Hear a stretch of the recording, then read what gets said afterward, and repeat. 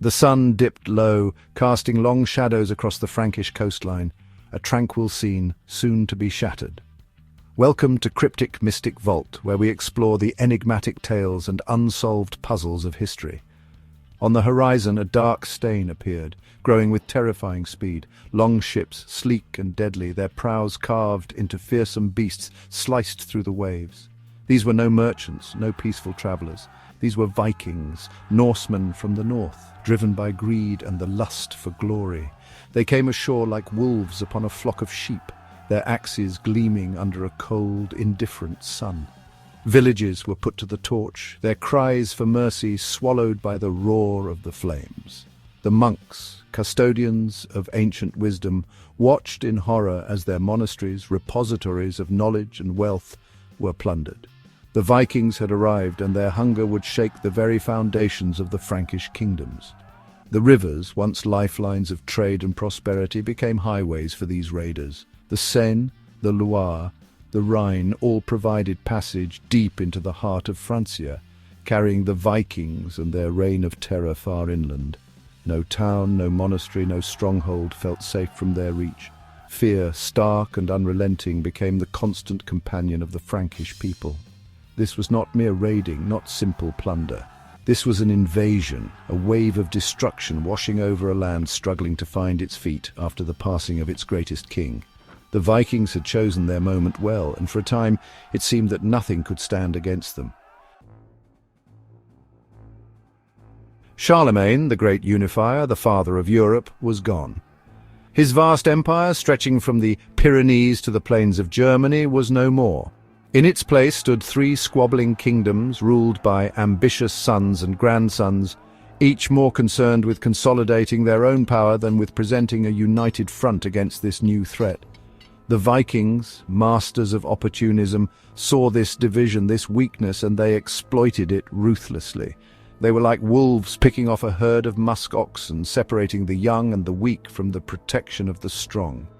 The Frankish kingdoms, rich in plunder and riven by internal strife, were ripe for the taking.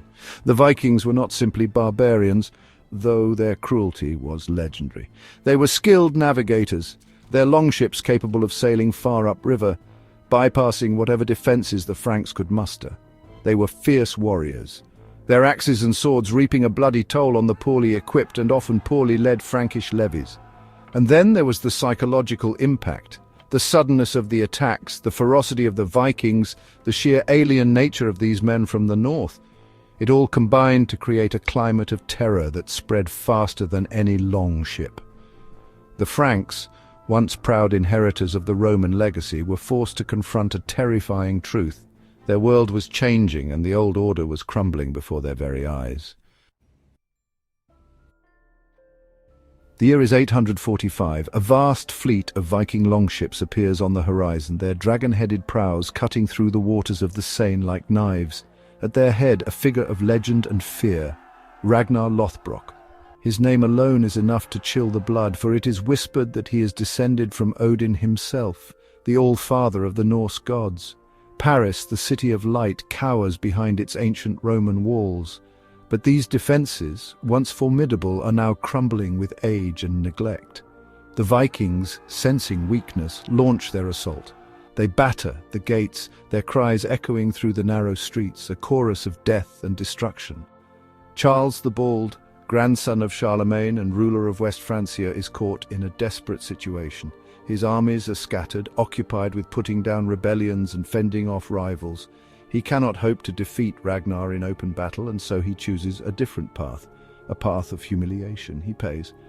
A king's ransom in silver and gold is delivered to Ragnar and his Vikings. They depart, their longships heavy with plunder, leaving behind a city scarred by fire and a king shamed.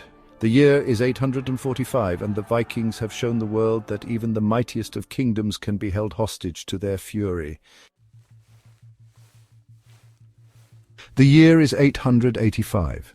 Once again, the Vikings are at the gates of Paris, their longships casting long shadows over the city. This time, however, something is different. Gone is the fear, the sense of helplessness that gripped the Franks in 845. In its place is a steely resolve. a determination to resist, to break the back of the Viking menace. The Vikings, led by the chieftain Siegfried, are confident. They have tasted victory here before, have felt the weight of Frankish gold in their hands, but they have miscalculated. Paris is no longer the vulnerable city it once was. Under the leadership of Count Odo, the defences have been strengthened, the walls reinforced, the garrison reinforced. The siege begins, and it is a brutal, bloody affair. The Vikings, masters of siege warfare, pound the walls with catapults and battering rams. But the Franks hold fast. They pour boiling oil and molten lead upon their attackers, their arrows finding their marks with deadly accuracy. Months turn into a year, and still Paris holds out. The Vikings, their ranks depleted by disease and attrition, are forced to abandon the siege. They retreat defeated, their aura of invincibility shattered against the unyielding walls of Paris. The year is 886, and the tide has begun to turn. The Franks have tasted victory, and they will not easily relinquish it. Imagine a world where the Vikings triumphed over the Franks. The year is 886, but instead of retreating, the Vikings break through the defences of Paris. The city falls, and with it the Franks' hope of resistance.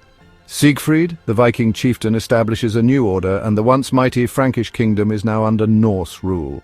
The cultural and political landscape of Europe is drastically altered.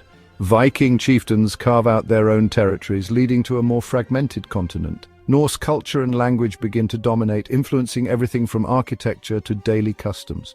The old gods of the north gain new worshippers, and the spread of Christianity is significantly slowed. In this alternate history, the Viking influence extends deep into the heart of Europe. Their seafaring prowess and warrior ethos reshape trade routes, and their legal systems bring a different kind of order.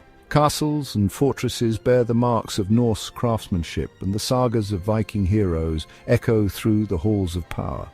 The course of history is forever changed. The Renaissance, the age of exploration, even the rise of nation-states might unfold differently under the long shadow of Viking dominance. What would have been lost? What new wonders might have been gained? The answers lie in the realm of imagination, a testament to the profound impact of that pivotal year when Paris stood on the brink. This is the story of a world that could have been, a testament to the resilience of the Franks and the indomitable spirit of the Vikings. It serves as a reminder of the delicate balance of history, where the tides of fate can turn on a single battle, a single moment, forever altering the course of human events. Thank you for watching, and don't forget to like, share, comment, and subscribe for more explorations into the symbols that shape our world.